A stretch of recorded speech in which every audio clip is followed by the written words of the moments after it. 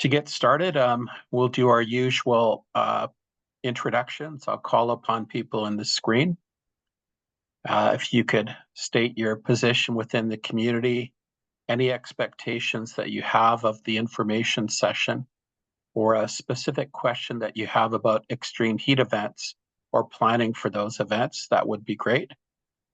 And the session's being recorded, and we'll put it on our playlist where you could access the recording of this as well as any presentation materials that we receive.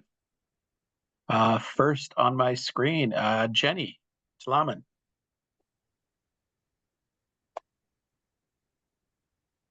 Good morning. My name, different Jenny, sorry. That's okay. Good morning, Casey, or good afternoon rather, and good afternoon to everybody on the call. My name is Jenny Freeman. I'm the Emergency Program Coordinator for Tlaumann Nation, and I'm coming to you today from Tlaumann Treaty Area, and I'm happy to be presenting on extreme heat and wildfire smoke today. So I'd be really curious about any questions you might have on this topic so that I can address them during the presentation, hopefully. I'm looking forward to spending this time with you. Thank you very much. Maurice Evans, OKIB. Yeah, good morning, Casey and folks. Maurice Evans, OKIB Emergency Program Coordinator. So in terms of this, here to learn about it. Normally at OKIB, the health department runs the the cooling centers and warming centers. Unfortunately, I did pass the invite along, but I didn't realize that the individual I passed it on to was away. So we don't have anybody from that. I'm glad that it's being recorded because possibly they'd like to hear some other things. But we've been fairly effective in having the places open when needed. And although I'd have to say that they haven't been that well attended is what I understand. Anyway, thank you. Thank you very much. Jenny Gunn. Thank you. Sorry for jumping the gun there a couple minutes ago. This is my first Zoom meeting in my new role, and I still have not figured out the camera, so forgive me if I'm just lurking in the background. My name is Jenny. I'm coming to you from Malahat Nation. I'm the Emergency Management Coordinator for Malahat Nation, and I'm from Victoria, British Columbia, in the Lekwungen area. So yeah, I just started May 27th in this position, and formerly I worked with the Canadian Red Cross and did some other emergency type stuff and some frontline wildfire fighting over the years. So I'm definitely super interested to be looped into this group and just learn from everybody, and yeah, just kind of grow together as a team. Thank you. Thank you for that. Erica Lung. Hi there. Hi, everyone. Let me just turn my camera quickly. I am Committee ISK, the Regional Program Development Officer. So I help liaise between the Emergency Management Team and the Community Infrastructure Directorate. Happy to be here. Thank you for having me. Thank you. Deborah Douglas. Good afternoon. I'm the Emergency Program Coordinator for Sheam First Nation, and I have in the past hosted the warming station and the cooling station, and ours have been really well attended. So I'm grateful for all the things that I learn here, and yeah, I'm just looking forward to learning as always. Thank you, Casey. Thank you. Selena. Hello.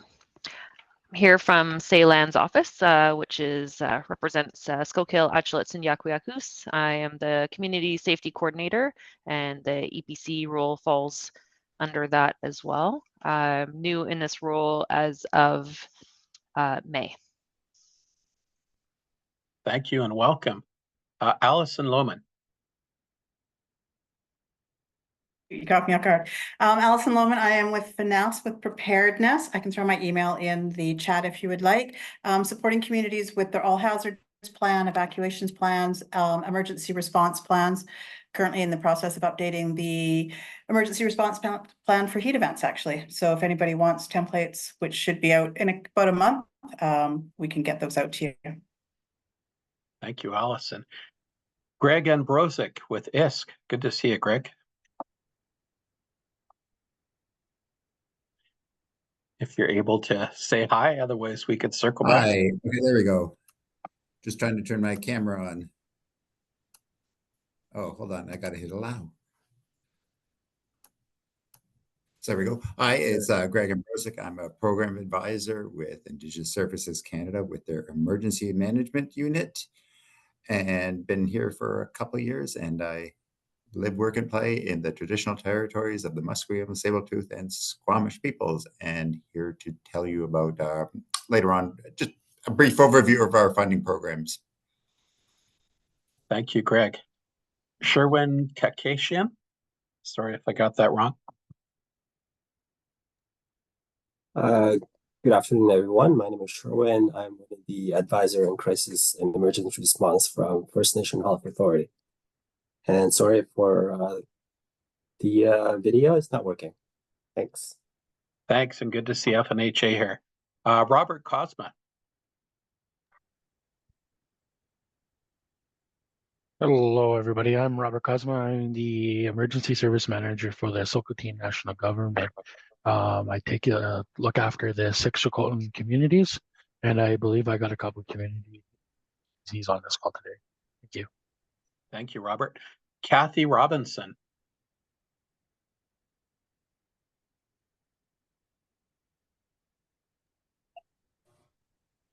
Hi, good afternoon. Kathy Robinson, Emergency Program Coordinator, Gitga'at First Nation, and good to be here. See you. Talisha Myra.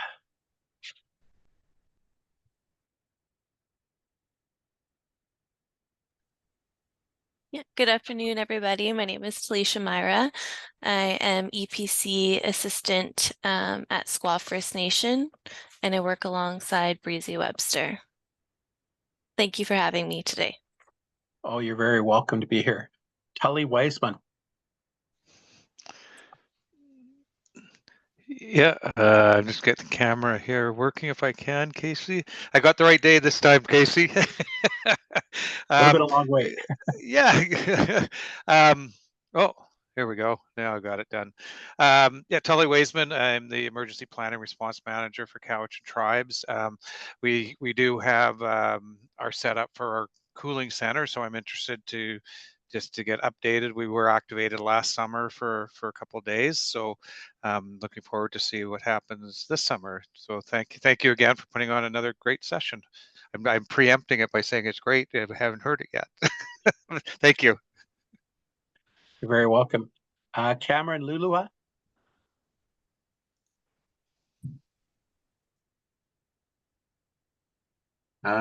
Good afternoon. Hi, I'm Cameron Lilua. I'm an EPC for Honeyquitine First Nations. That's in the Nemaya Valley. I am new as of May, and I am here to learn more.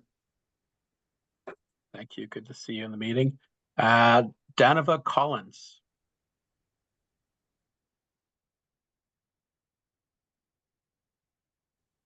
Good afternoon. My name is Danova Collins. I'm the Emergency and Community Support Assistant with the Emergency Preparedness Program with the Kamloops. And I'm here to listen and learn. Thank you. Sandra MacArthur.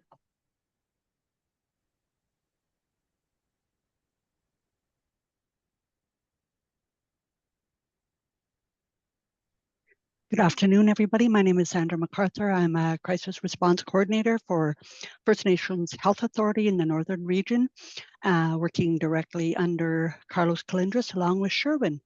Thank you for the invitation and look forward to learning today. Thank you, and good to have you here, Sandra. Keenan Kip. Hi, everybody.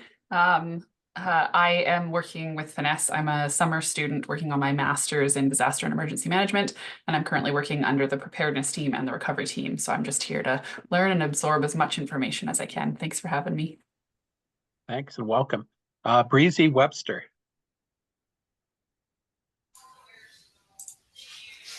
Good morning, Breezy Webster, Emergency Program Coordinator for Squaw First Nation. We have had warming and cooling centers in our past.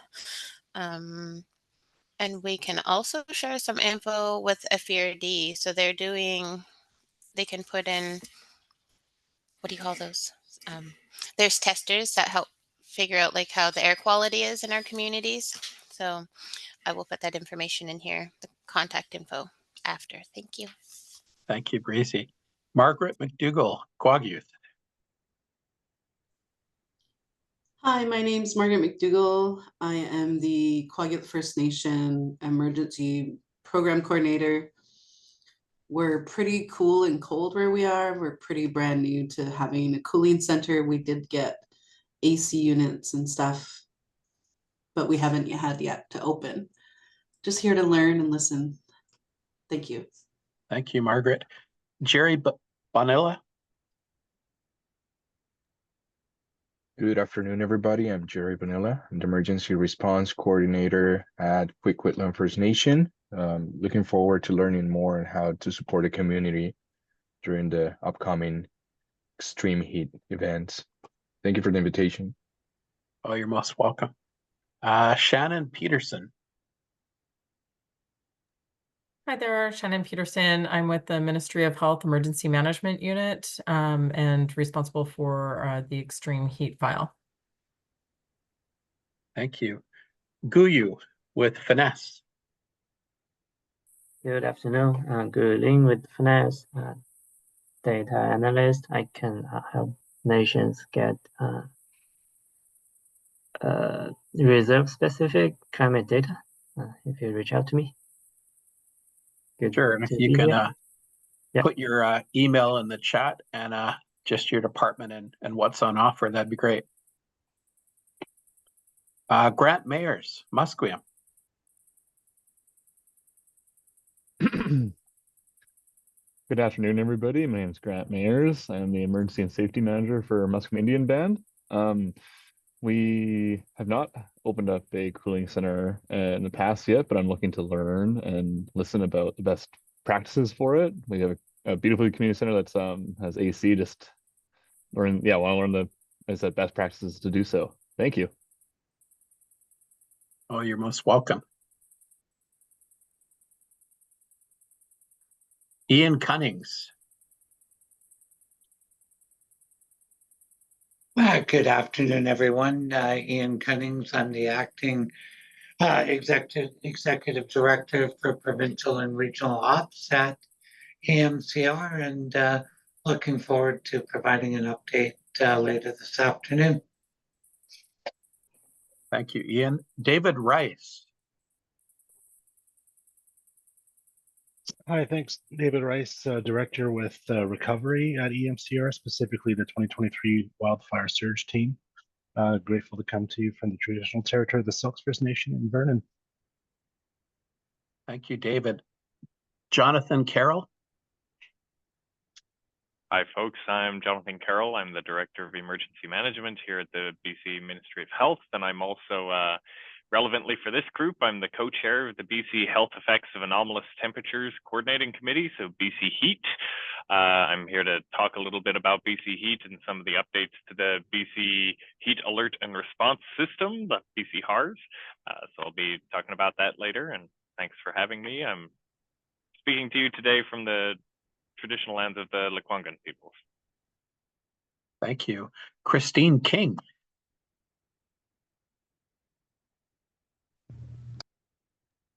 Oh, good afternoon, everybody. Christine King. I'm the Emergency Programs Coordinator for Stateless. Thank you, Christine. Don Russell. Why, hello and good day. And Ta'is Gwys and Kwai Meals. My English name is Dawn Russell, and I have the pleasure of attending this meeting from my Syilx Okanagan Nation territory.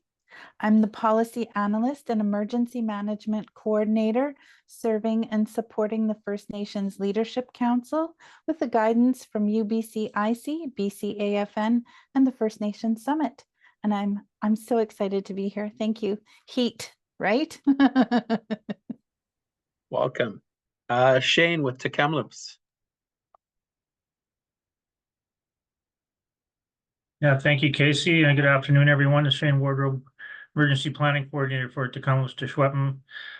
We completed our extreme heat plan last year, and I'm just chiming in to stay up to date and see what ISC has to offer for funding. Thank you for having us.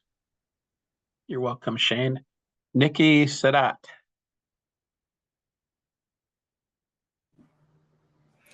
Hi, everyone. My name is Nikki Sadat. I am a policy analyst at the BC Assembly of First Nations, and I actually used to work at Finesse as policy analyst. And calling in today from the traditional and unceded territories of the Musqueam, Squamish, and Tsleil-Waututh. And I'm looking forward to learning about the recent tech that's happening in heat and drought, policy developments, practices. And there's also, very importantly, happening the multilateral negotiations on emergency services. So I'm looking forward to just seeing what's kind of the recent developments out here. Thanks for inviting me, Casey. Good to have you. Lyndon Baker, New Channel Tribal Council.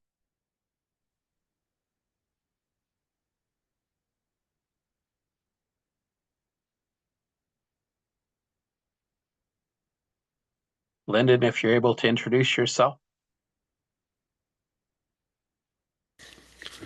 Oh, can you hear me now? Can hear you.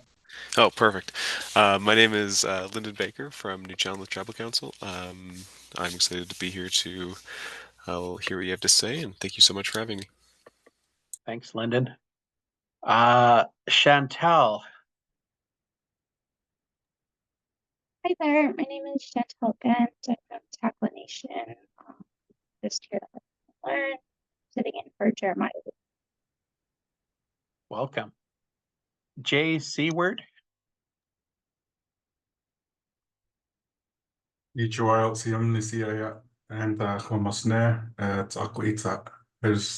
everyone. My name is Jason Seward, Tribes Enforcement, and I work along with Tully with the emergency team.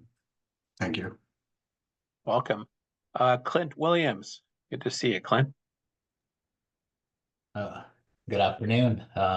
Clint Williams with the Notsmot Tribal Council. Wasn't sure I was gonna be able to get back in. I had no sound when I first came in, so I had to sign out and reboot. But glad to be here and look forward to hearing any updates and innovations that may be happening that we can share with our member communities of the Notsmot Tribal Council. Thank you. Thank you. Dakota Castonguay. Good afternoon, everybody. My name is Dakota Kasonge. I am the Community Planning and Preparedness Coordinator for Emergency Planning Secretariat. Upcoming heat season is always a worry, so I'm glad to be here to have the opportunity to learn. Thanks for having me. Thanks, and good to see EPS here. T. Bacati. Good afternoon, Troy. I am Community Safety Officer for Lillooet. Thank you. Thank you, Troy. Danica Snook.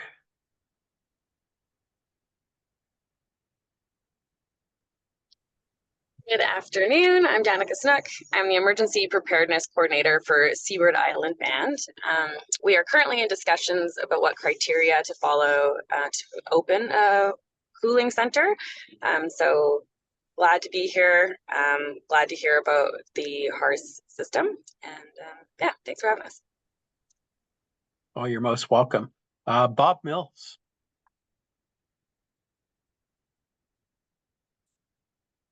Bob, if you're able to introduce yourself.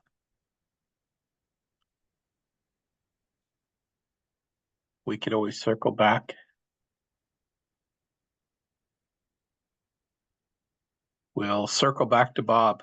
Bob, Byron Harry.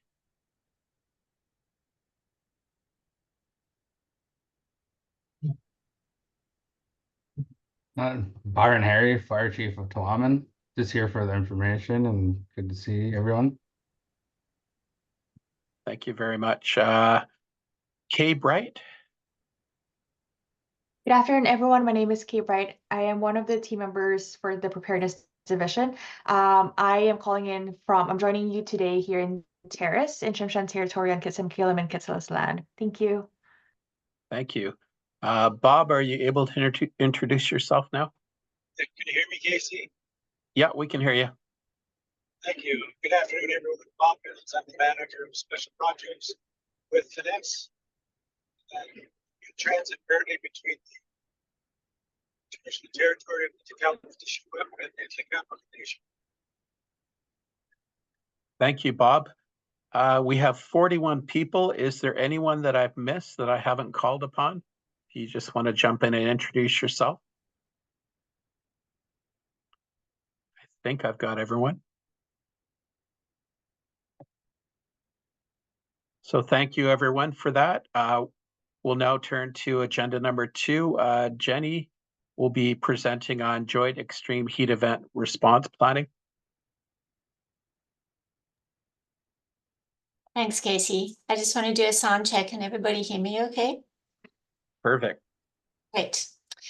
Thanks again to Casey for having me and inviting me to present to you today. I'm going to tell you a little bit about my story around supporting Tla'amin Nation with emergency heat events and the response. I recognize that for each nation, things are going to be different because we're in different geographical areas and we also have different connections with our regional partners as well as our internal organizations. So I'm hoping that if I tell you my story, there might be some tidbits there that can support you as you navigate these heat events and challenges that you might have in this context. So first, a little bit more of an introduction. So my name is Jenny Freeman. I'm the Emergency Program Coordinator for Tla'amin Nation. You'll hear that I have a bit of an accent. I'm South African and I've been in Canada for 17 years. I have I think I'm grateful. I count my lucky stars every single day for being able to live in Canada and such a beautiful part of Canada, as well as to represent Tla'amin Nation in this role. I have a grandson that's part of the Tla'amin Nation community, so I have some personal motivation for the work that I do, and I'm hoping that by doing a good job of planning and showing up for the community, I can show up for my family as well. I've put my email in the contact in the chat, so if there's something that's not covered by this presentation or something you'd like to reach out to me about, please feel welcome to email me. So firstly, I just want to acknowledge around heat events that this is a complicated issue. This is tricky. It's not straightforward. Something like an earthquake, there is no debate about whether or not it's an emergency. Whereas with a heat event, it's relatively new on the landscape in terms of emergency management, and it's new for governments, and it's difficult to know at every level of government. It's difficult to know how to deal with it. So for me in this role, in this journey, one of the most important things has been to make sure that I have policy in place that is updated and aligned with the EDMA, with the new Emergency Disaster Management Act. Having terms of reference clearly defined helps me develop planning that I can put out into the community. And this really does take time. I think it's similar for many Indigenous nations. All of our directors are super busy, so I kind of feel bad even sending an email sometimes because I know how overwhelmed they might be. But getting that policy organized is a really important part of, or has been a really important part of my plan. The second part of that is really making sure that I've consulted with the community. So spoken to directors internally within the government as well as first responders about what their experience of heat is and where they might need support for heat events. This enables me to make a plan that's not just a provincial template, but rather something that's really personal to Tla'amin Nation. So I'm going to give you an example of one of the things that came up when I've spoken to people within the nation, and that is really availability of resources for cooling. So something like drinking water. So for example, our yard crews that, you know, they might be out in the community doing brushing or work similar to fire smarting, or it could be just general construction work that they're busy with. Sometimes it's difficult for them to access drinking water, so they might have to take their water bottle and walk down the street and find a place to fill up their drinking water bottle and then come back to their place of work. And Byron, who's our fire chief, is also on this call, and I'm sure Byron, as leader of our construction crew as well, will be able to testify to having those struggles. Sometimes people out of work because they walking around looking for water during hot days. So community consultation has been really important, and also consultation with regional partners and the government. So this has been tricky. We did have an EOC activation last summer. There was a heat warning and we activated our EOC at level 1. However, our regional partners chose not to activate. For this reason, we do have some concerns within our community that if we're the only place offering resources, we might be overwhelmed by residents from neighboring jurisdictions coming to use our cooling resources. And that is really an ongoing conversation, trying to figure out, is it health that should be responsible for offering resources during heat events? And because there are health incidents, sometimes it's a bit confusing whose jurisdiction should be covering this. And also from a government point of view, sometimes it's during our provincial meetings, it's been hard to identify who should be doing what. And Danica's mentioned on this call, sometimes it's even hard to know when to activate, like what is that point or who do you listen to? There are multiple people who are saying, okay, now's the time to activate or don't activate yet. So once again, as I mentioned, something like an earthquake, super easy to know what to do. Or maybe not what to do, but it's super clear that it's an emergency. Whereas with a heat event, sometimes it's more nuanced and it's difficult to know what to do or who is responsible for doing it. With these things in mind, we decided to apply for funding. So we applied to UBCM for funding for extreme temperature incidences, and we focused on extreme heat. And we are expecting a report from our consultants this coming June. So we don't have it quite ready yet, but we're almost there.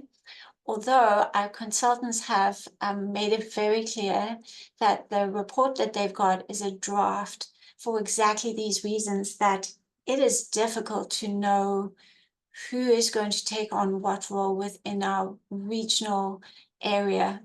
VCH and Island Health have been exceptionally supportive, our local health authorities as well as FNHA, in terms of joining the conversation and really guiding us along the way. But it is definitely something that's still unfolding and we don't have all the answers yet. A couple of people also mentioned that cooling centers aren't always well attended. So some of the information we got from VCH was to say that generally people prefer to stay close to their homes or areas where they know for accessing cooling spaces. So for example, if we have somebody who usually goes to a recreation complex for, maybe they go for an exercise class, if there's a cooling center at the recreation complex, they might be more likely to access those resources at that place that they know, rather than going to a place where they don't usually go. So let's say something is offered in a community hall that they don't usually attend, they might choose to stay home. So there's often been that theme that people prefer to stay close to home. And sometimes there's miscommunication as well, that in communities, the impression is that the cooling resources are only for those who are experiencing homelessness and don't have their own space to access cooling resources. We've also had support from organizations like BC Hydro and access to air conditioners or air quality monitors.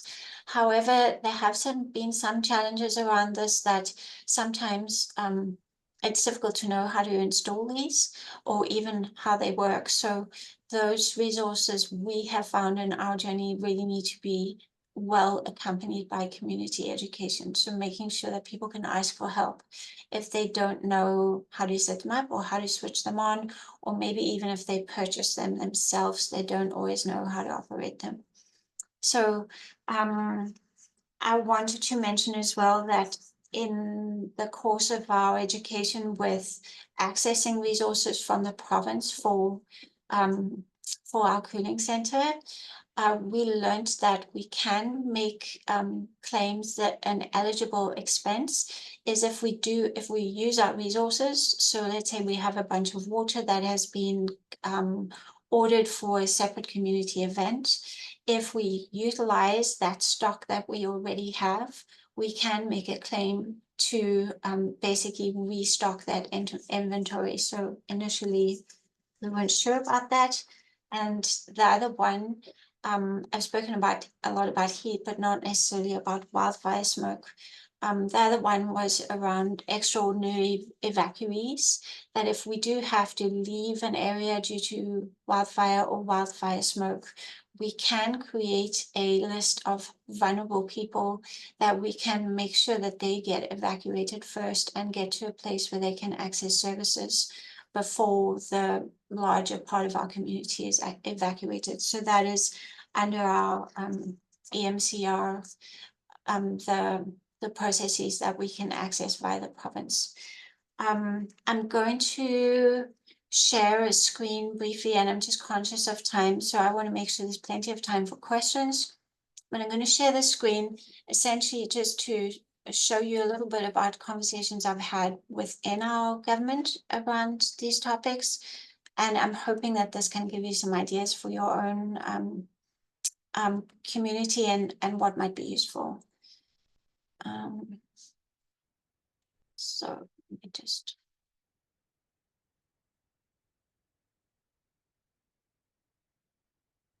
Sorry, not quite.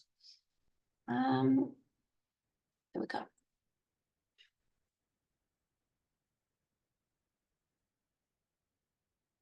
Perfect. Thank you. You can see that okay? Yep.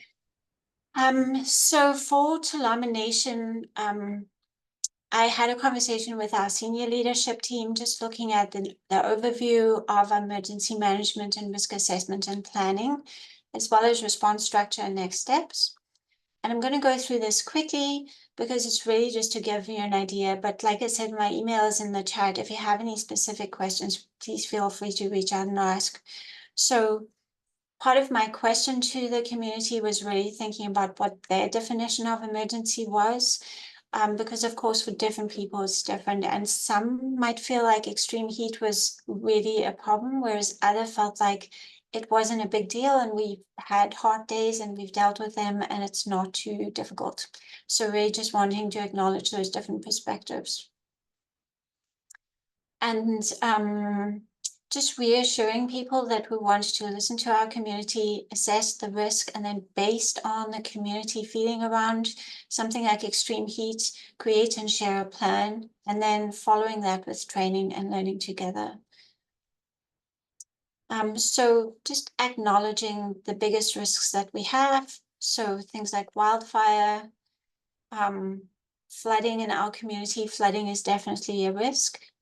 And then we all know about earthquakes, right? And then cold weather, extremely cold weather, wildfire smoke, and of course, as we're talking about in this presentation, extreme heat.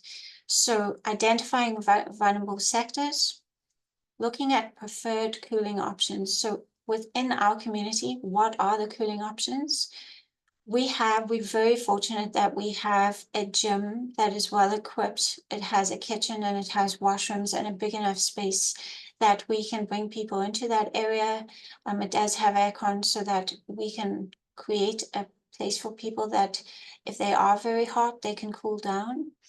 But of course, not everybody wants to come there. So there are other options like maybe finding a shady green space outdoors with a sprinkler system. In our regional resources, we do have a water park. We have a cooling center at our local library, but it's really not a totally dedicated cooling center. It's just there in case people need to access it. So not a lot is present in our regional community. And then barriers to accessing cooling, like maybe people have transportation problems, or maybe being vulnerable, they might have mobility issues, and looking at possible solutions. So existing challenges, we found that we really need to see what exists already, because those things are just going to create more of a barrier. So secure housing, ongoing health crises, so vulnerable people who already have health issues, food security, and then what our capacity is, our infrastructure and within our social area, and what supportive relationships we have. Do we have family members that can help? Do we have our supportive relationships within our regional district that can help us?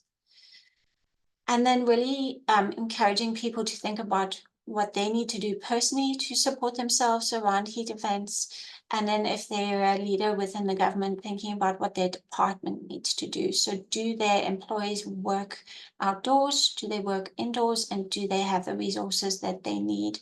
Something even like being open to shifting work times. So instead of working from 8:30 to 4:30, maybe working from 6 until 2 or something like that, just to make sure that they're not out there in the heat of the day as much as possible. And then really acknowledging that emergency planning is modular. So if each individual is prepared and we put those, they're like Lego bricks, if we put them together, enables us to build something. So covering business continuity, encouraging leaders to identify their assets and resources, what they need to protect and what they can offer to support in extreme heat events. And then who are our partners and contacts? What data sets do we have access to via GIS? What layers do we have to identify our risk around heat? And then crisis communications. So this is really helpful for something like wildfire smoke, just trying to get the message out there and alert people to wildfire smoke so that those who have health conditions that might be exacerbated by the smoke can get indoors or can get to a place with clean air. And then acknowledging transport needs both for individuals and for departments. So at Tla'amin, one of our guiding principles is one heart, one mind, one nation. And we want to acknowledge that emergencies aren't confined to specific space and time. They're rooted in our past experiences. We might have anxiety about things that have happened in the past, or maybe that it's not something you're familiar with, you're not quite sure how to deal with it. And they might be determined by how we manage things in the moment. So really thinking about, last summer, what happened at that time that might be teachable moments for this summer, and acknowledging that people carry these things with them. So really trying to make sure people have positive experiences as much as possible.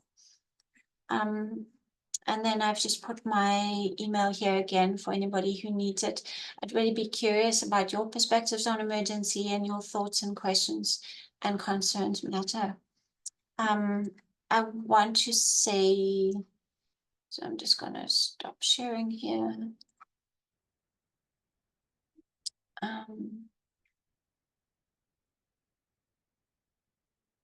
I'm just trying to get out of here, Casey. Am I still stop share? But there we go. There we go. There we go. So I wanted to say one of the things that's been really helpful to us is Health Emergency BC. So because heat emergencies and wildfire smoke are health issues as well, sometimes it's super confusing trying to figure out, well, who do I contact? Who do I speak to?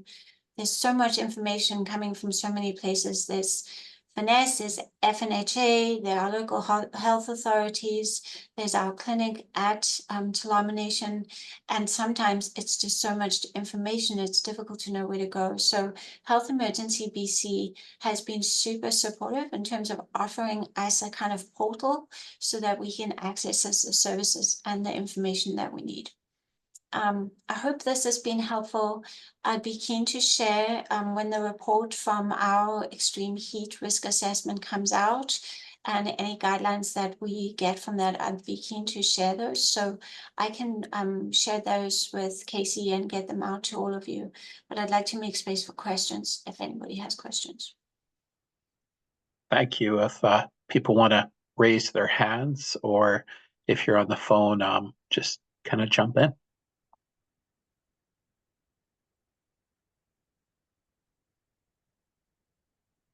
And if you don't have questions right now, like I said, you're welcome to email.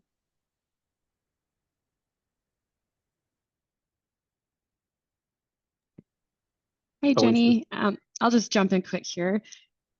What did you decide to be your criteria, for when you're opening a cooling center? Great question. Thank you, Danica. So that's a hugely supportive, hugely important question. And the answer is really determined by our regional emergency planning. So we have Carthet Regional District and we have the City of Powell River. So we have 3 governments in a reasonably small geographic location. So we use the EMCR guidelines around whether or not it's an emergency. That is what we use. Essentially, when we have the green light from EMCR to go ahead, we discuss it with the CAOs of our regional partners, and we make a decision based on that.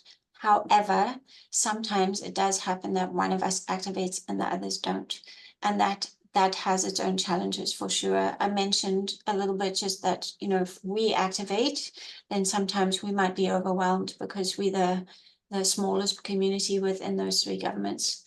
But we go entirely according to the EMCR guidelines. So once we get, essentially from John Forrest, once we get that green light, then we know, okay, we can activate. And I must say that we have a really strong community services department, along with, as Byron can attest to, once again, the fire department.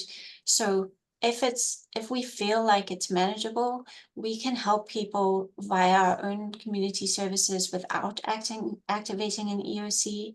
And that also gives us an option to say, okay, do we feel like this is significant enough that people need help? And if not, we'll deal with it internally. And if our regional partners and everybody is feeling like this is something we need to activate for, then we can go ahead and do that. Does that answer your question? Yes, thanks. I appreciate that. Any other questions for Jenny? And if not, I have one. Jenny, in your slide, you talked about, I think there was mention of the comprehensive community plan. Can you just explain a bit about the relationship between that and the alignment a little bit? Sure. Thanks, Casey. Great question. So Tulama Nation has invested an enormous amount of time and energy in the Comprehensive Nation Plan. So I can put a link to that as well on the chat. Essentially what it is, it's a values-driven plan to guide the nation in terms of how we do business and how we build community. So for me, for example, within emergency management, I really consult the Comprehensive Nation Plan, or CNP, to guide me in terms of what my priorities are. One of the biggest ones of those are self-determination. So making sure that the nation is able to make decisions according to what is important for our nation members.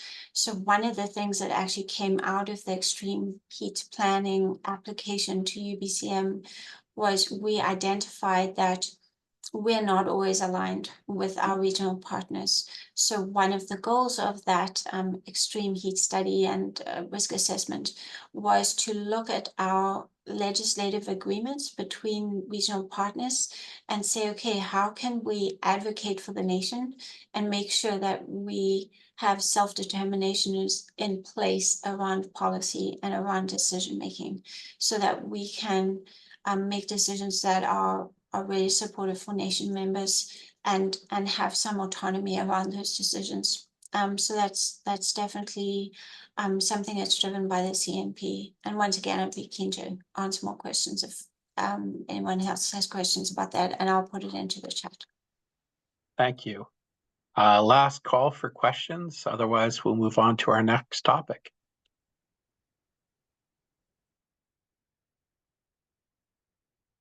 So I'd like to introduce the third topic of today's session. Sorry for the typo in the agenda. It was hot when I typed this up. The BC Provincial Heat Alert and Response System. And I had heat down twice. Well, you know, you can't have too much heat awareness, right? So, hi, everybody. As mentioned earlier, I'm Jonathan Carroll, Director of Emergency Management here at the Ministry of Health and co-chair of the BC Health Effects of Anomalous Temperatures Coordinating Committee. I'm hoping you'll be able to see my slides here in a moment. Working? Yes. Everybody able to see those slides? Sorry. Okay. I'm assuming you said yes, Casey, but you're muted. All right. I'm gonna jump into it. Okay. So I'm gonna, well, before I get started, I will, as I mentioned in my introduction, I'm coming to you today from the traditional territories of the Lekwungen people, today known as the Songhees and Esquimalt First Nation.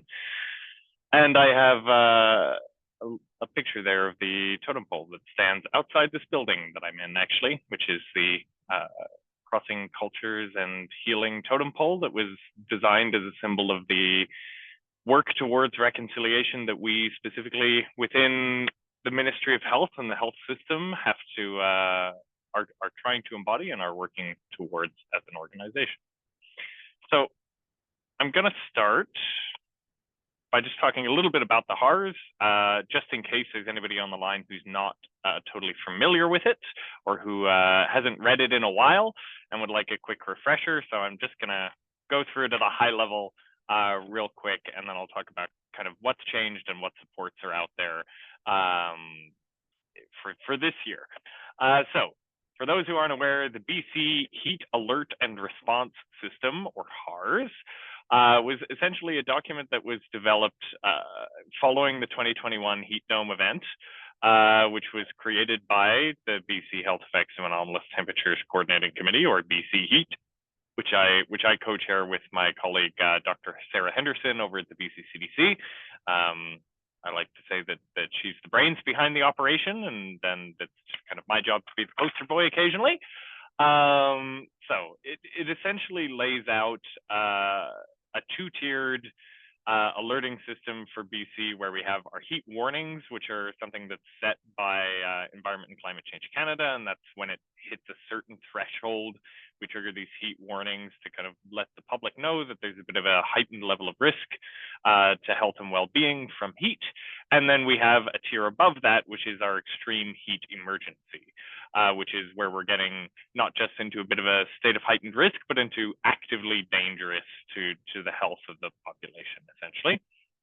And so the document itself goes through and summarizes kind of trigger points and activation levels for heat warnings, as well as some of the recommended actions and some kind of draft or templated messaging that communities can use, as well as ministries and NGOs and a bunch of different other partners, some recommended actions and key messaging that folks can use in the event, in the lead up to an extreme heat event or during an extreme heat event as it happens.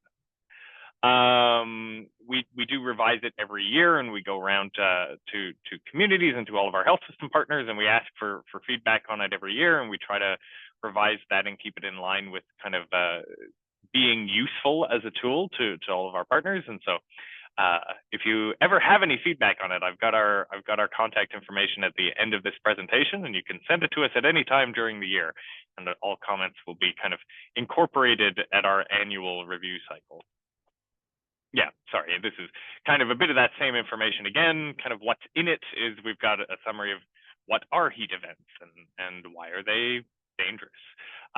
Details on kind of what our criteria are and our alerting levels, and then as well those key messages, recommended actions are sort of laid out in a table. So that two-tiered system I mentioned, with the heat warnings and the extreme heat emergencies being those two tiers of elevated heat awareness. The heat warnings are pretty common. They're something that happen multiple times a year, and really they're just indicating an elevated heat level. So we're above seasonal normal temperatures. An extreme heat emergency, on the other hand, is where we're not just above normal temperatures, but we've got this sort of building heat day over day, night over night, where the temperatures are going up and up and up, and they're not dipping back down overnight to kind of safer levels. And we say we have a substantive increase in day over day heat for 3 or more days in a row is our kind of technical language for that. That is a little bit vague, and it is left a little bit to interpretation, but we have, teams of climate scientists and health experts on that heat committee who basically, in the event that it starts getting warm, we start having meetings and we start convening that group to determine, are we reaching that kind of extreme heat emergency territory? And again, it's just sort of the difference between very hot as in a heat warning and dangerously hot. And I'll talk a bit about this more in a moment, but I think, one of the key things to take away from the whole thing is that there's significantly increased threat to the health, particularly of vulnerable peoples during one of these extreme heat emergencies, and it is very important that we kind of look out for each other at the community level, and we're checking in on people in our lives who are in danger, because actually that social connection piece is one of the biggest protective factors that we can have against kind of risk from extreme heat. And then I've got a little map here, which I'm not going to go through in significant detail, but this just lays out what those heat warning criteria, so that first tier, what those heat warning criteria are for the different regions of the province. And then just a little bit more information on kind of those extreme heat emergencies. Again, they're not something that's frequent. We've had probably 2 events within the last decade or 2 that would really qualify as those extreme heat emergencies. So there was a heat wave in 2009 that we would retroactively now consider to be one of those extreme heat emergencies. And then of course the 2021 heat dome event was very clearly one of those kind of would have been classified as one of these events as an extreme heat emergency. So that's basically what the HARS is and what it says and what it does. I will stress as well that the HARS is a public health document, and everything in it is recommendations. So where it's got those key actions and those recommended actions for ministries, for communities, for NGOs, for members of the public, none of those are like orders or thou shalt and thou must do any of these things. They really are just our recommendations based off of the research that the BC CDC does and based off the opinions and the kind of informed perspectives of the public health experts that we have access to. So they're not like legally binding or anything like that, but we do highly recommend them. So what changed in 2024? There was a couple changes. I've got some information here on this slide and a little more on the next one. But one of the key changes that we added in 2024 was actually around the first heat of the summer. And so the BC CDC's recently conducted a couple of research projects into kind of when and how heat is dangerous to the general population.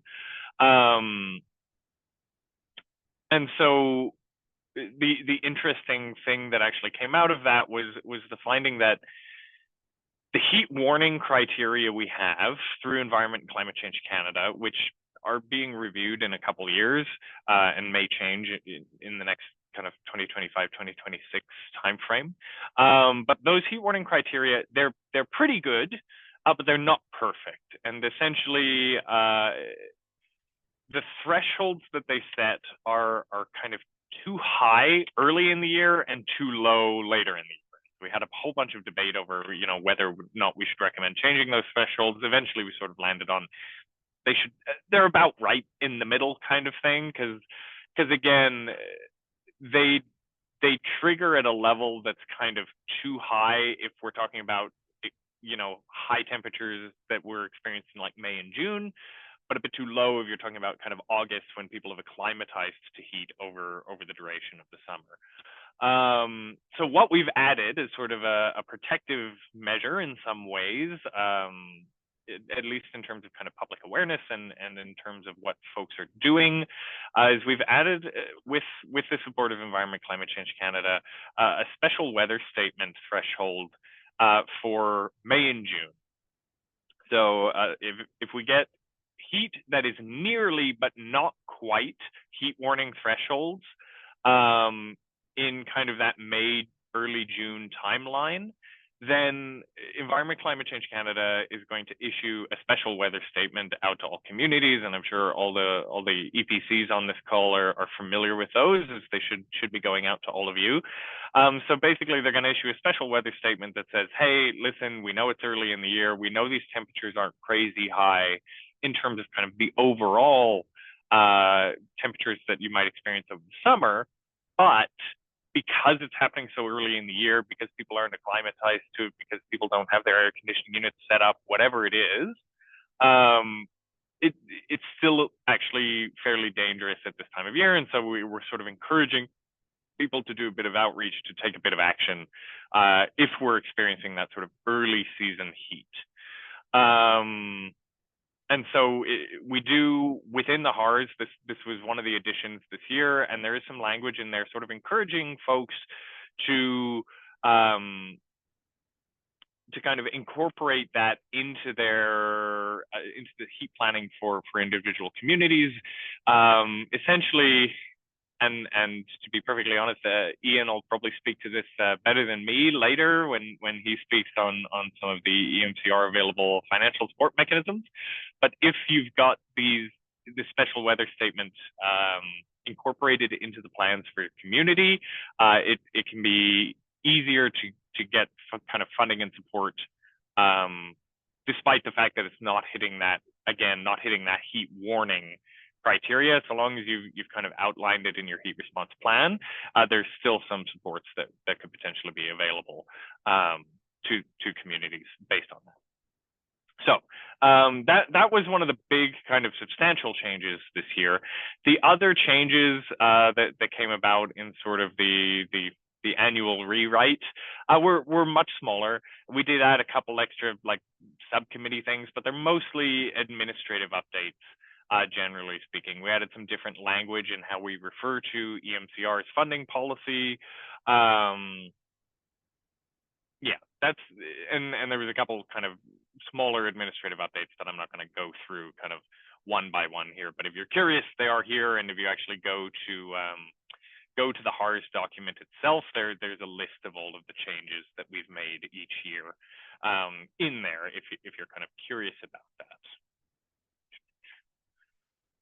So thank you, Shannon, for throwing that link in the chat there. Appreciate that.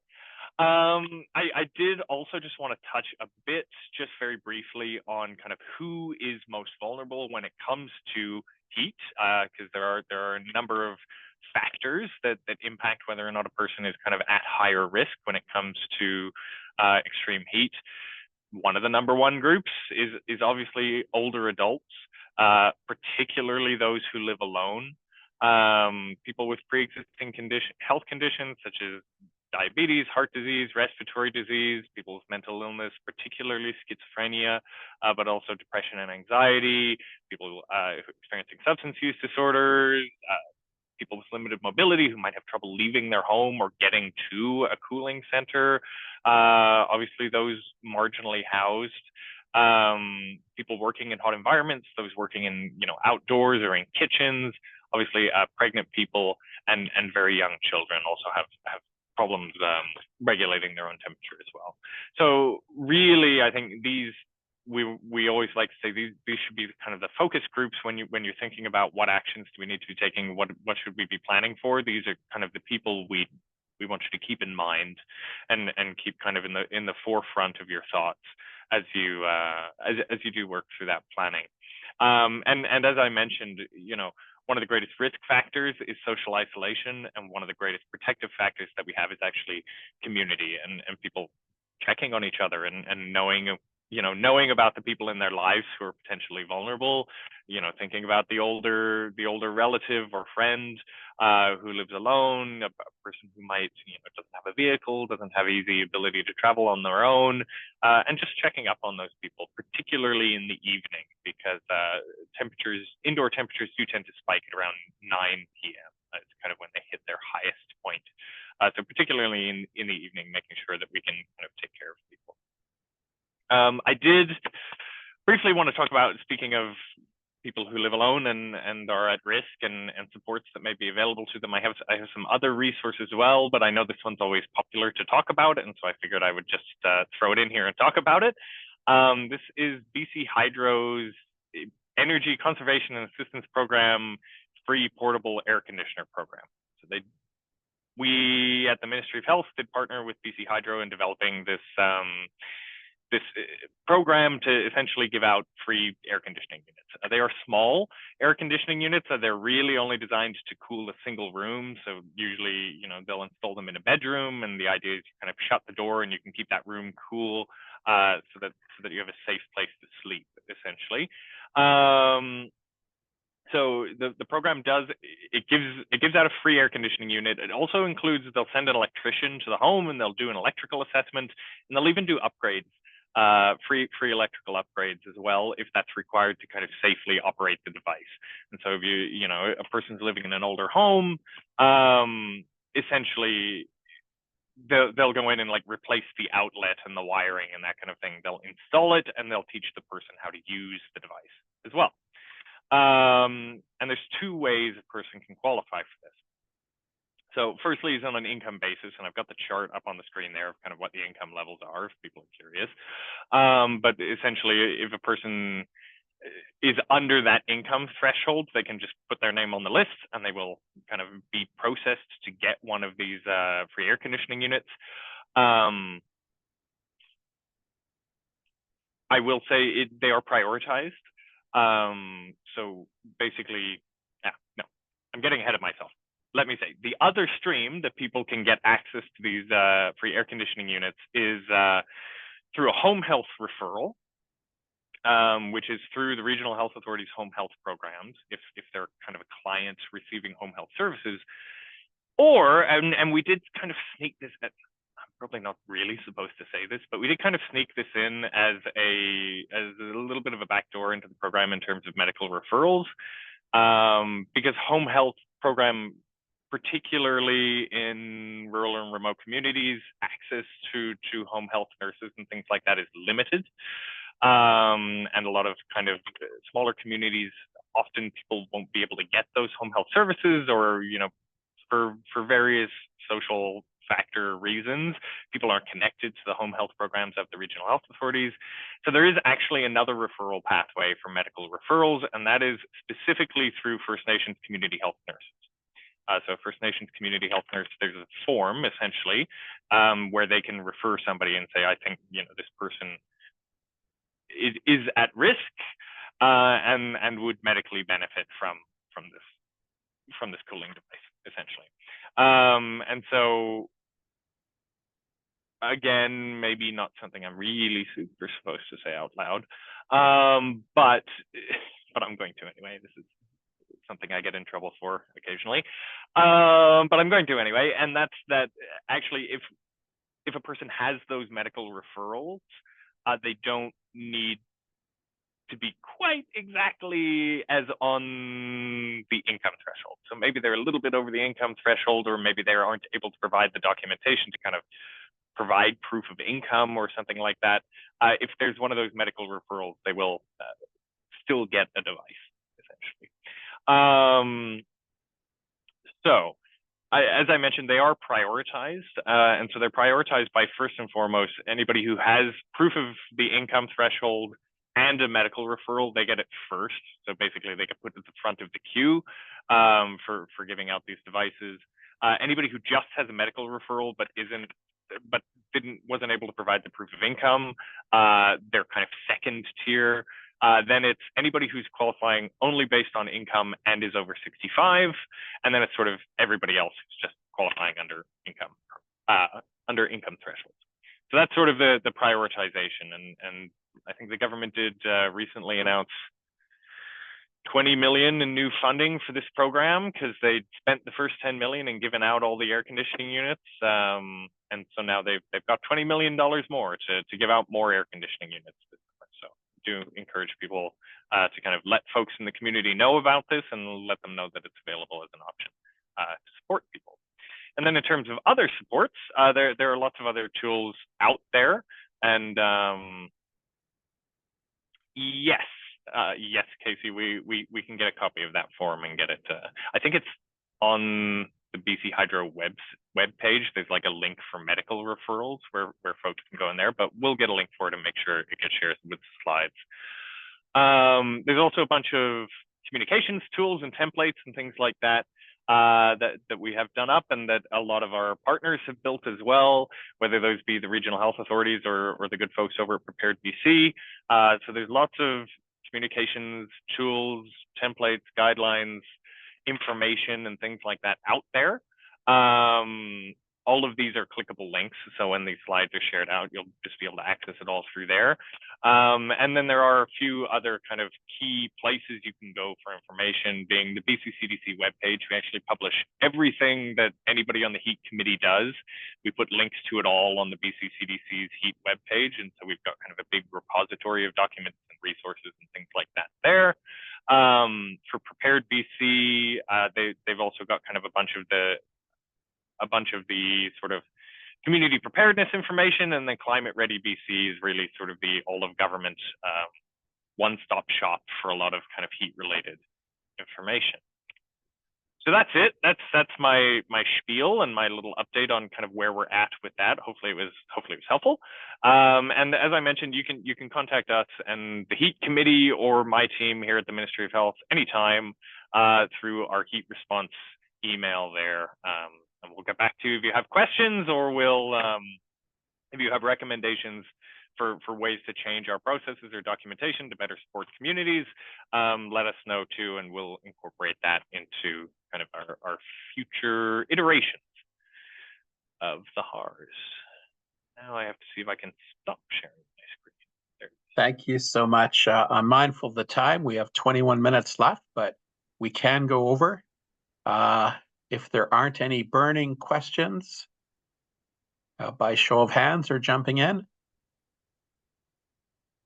A lot of great information, and thank you very much for the update. And I look forward to getting the presentation. We'll make it available with the recording. I'd like to turn it over to topic number 4, funding and supports provided, with Ian, and then Greg from ISK.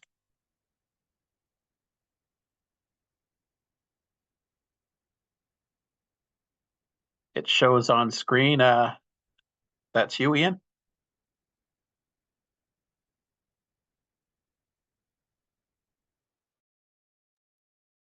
We can't hear you if you're speaking, Ian. It helps if I unmute myself, but my standing joke is I do my best work on mute, Casey. So thanks again for the opportunity to provide an update. I put a couple of links in the chat so you can pull our extreme weather task number policy, as well as this addendum to the financial guidelines. And I won't go through all of the things that are eligible or not eligible, the folks can download this document. But what I wanted to highlight is when could things be potentially eligible in extreme weather. And as you heard from my friend Jonathan, it doesn't have to be when Environment and Climate Change Canada has issued an alert or a weather warning. We've already heard from previous presenters that some folks already have an extreme weather plan with triggers. So when that happens and you hit your trigger, this document would kick in as long as those triggers are reasonable. As an example, today would be a case in point.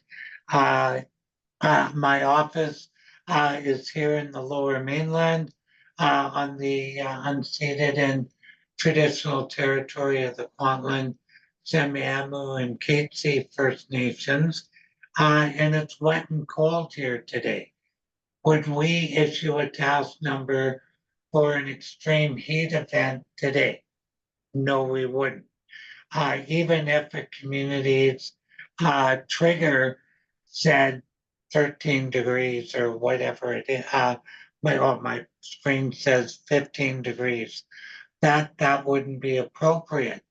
But where it is, as an example, and why we've added a heat plan instead of an Environment Canada trigger, is there are a number of places in BC where, say, the recorded temperature doesn't meet an Environment Canada trigger, but that temperature in that community would, whether it's because of the makeup of the community with, a lot of pavement or not a lot of trees around, and it's either colder than advertised or hotter than advertised, then our extreme weather policy would kick in.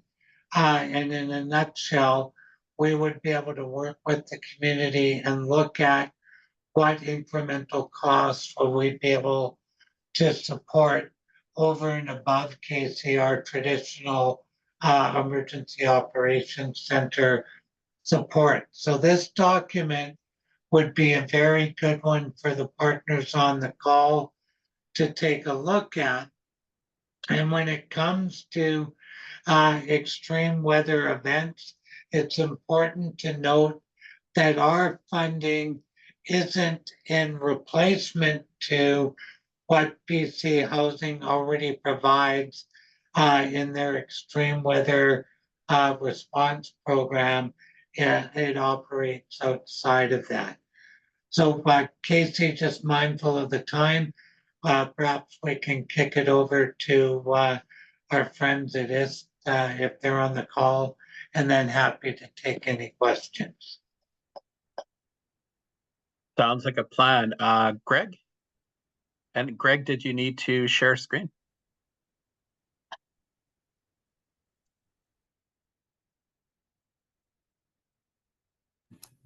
Yes, I'll be sharing a screen. Just bear with me one moment.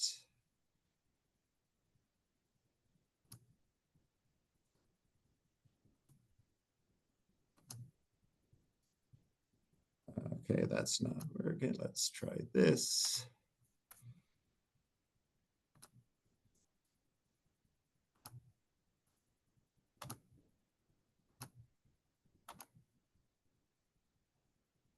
Okay, now I'm sharing this, but I want to share. Okay, are you seeing the presentation? Yes. Or not? Yep. Okay. Okay, great. So it's emergency management assistance, and we work with the province to the extent that the province is probably your first. Working through EMCR is probably your first line of funding. Go through them first, and then if need be, or if things you needed additional funding or something the province didn't support, you'd come to us. And we go through all four of the preparedness, mitigation, response, and recovery. So for preparedness, it's a funding program known as the Non-Structural Mitigation Preparedness Program. And to date, it's an application-based program, but I believe as Finesse, you are aware, we are discussing on a multilateral negotiations and how these funds can be better allocated. So that may change. How that will change, again, it may be risk-based. Currently, I don't know how it will be changed. So I would encourage you to, any bands that do have preparedness needs should apply to the program now, and we'll see how it changes in the future, but at least get your application in, and I can share the application. I'll send it to Casey to distribute to the group, but presumably most bands would have gotten that already, but we can definitely resend it. And then for response recovery, as noted, it doesn't have on the ground capabilities for response. So that would be through EMCR, essentially the province. Same with evacuatory sports. It's recovery where ISK probably comes in the most. So that's during the recoveries, during the rebuilding stage, where the EMAP program funds has the greatest funding, and that is on an as needed basis. It's where the disaster takes place, and where it's needed is where we go. And then finally, you can say any questions, you can send it to the generic inbox or to Anthony, but I'll also share my information with Casey along with this presentation, and we can go from there. I mean, I don't know if you have any questions for Ian or myself. I know I kind of breezed through stuff rather quickly.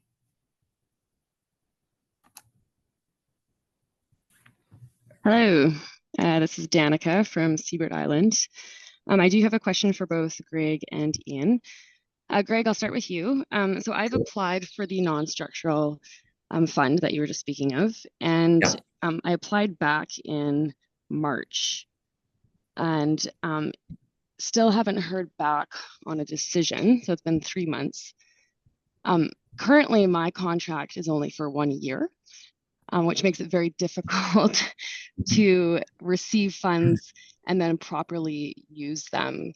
So I guess my question is, what is the process on the back end? How can we make this quicker so that nations can receive funds and appropriately spend them? Good question, fair question, and it's caught up in the multilateral agreements. And we will be sending out a note to just explaining the process, but we are hearing that from several other bands, and we are communicating that upwards, that we need to review and approve, or not approve the applicants that have come into date, and then figure out the tripartite or the multilateral, not the tripartite, the multilateral agreement going forward. So we are communicating that upward, and again, I will note what you were saying and communicate it upward, and that's what I can do at this stage. Normally, it should be reviewed, and you should be giving it an answer. Just this multilateral discussions are hanging things up right now. Do you have an anticipated timeline? This might be difficult for you to answer, but yeah, when? No. I do not. But again, I will note this and forward it to the managers, and hopefully they can get back to you. Thank you. I appreciate that. And Ian, I have a question for you as well. So currently Seabird Island does not have an extreme temperature plan.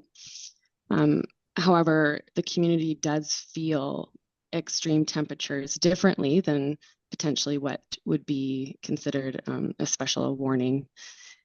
For example, in the winter, there were people that were cold because we had a power outage as well as cold temperatures, and not all homes are greatly insulated. So I'm just wondering how to navigate that without a plan stating that that's one of our parameters. Are there trigger words we can use to help EMCR see the situation we're in? And so far I have had a lot of success and help from EMCR. I'm just wondering in terms of not having a designated plan to cite how that might roll out. Yeah. Danica, a great question. So power outage is a different game altogether. When particularly long term, right? So if we can confirm, that power is going to be out for longer than an hour, and sometimes even that's too long, that would automatically be something that we would look to support.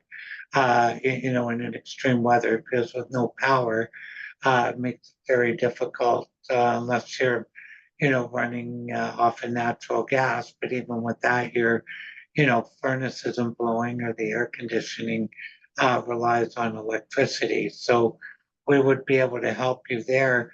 The other thing that you can do, even without a plan, is continue doing what I know Seabird already does. If in doubt, phone us up and talk to the regional duty manager, and we can always explore options with you.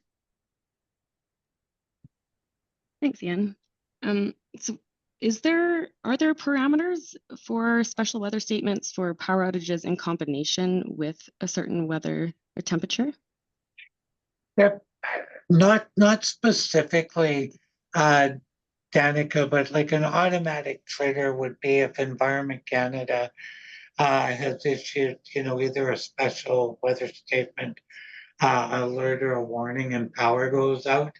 That would be enough for us to support under a task number for that. But certainly a combination of those is something in my time working with the province that we've always supported. Appreciate that, Ian. In particular, prior to a special weather statement being issued, for example, if the temperature is, say, -5 or to -10, it wouldn't necessarily meet that parameter for Environment Canada. But then if our power goes out, that's what I mean. There's not actual. Yeah, no, and again, in these circumstances, and one of the previous presenters, I think, nailed it. It's extreme weather is not very black and white, and case by case things are something that we're used to dealing with. So as things pop up and you think you're going to need some support, give us a call. And between ourselves and our partners at ISK, we always try to, and with Finesse and FNHA, we always try to work the problem. Thank you, Ian. Any additional questions of the two presenters? If not, Ian, you sent several links, and that one pager on the supports for extreme heat, that was in there. Okay, I'll make sure that that's in the playlist for the materials. If there's no other questions, we have 6 minutes we can reclaim for a day, and I want to thank all the communities for participating, all the partners, EMCR, ISK. It's good to see FNHA here and other groups, and especially my thanks to Jenny. That was a great presentation on your community's approach. Just a reminder, everyone, the First Nations Circle of Practice will be July 9th from 10 till noon. And I'll probably send an update on the emergency management funding list, because I found out after I sent it that there was a few funding programs that were just announced. So thank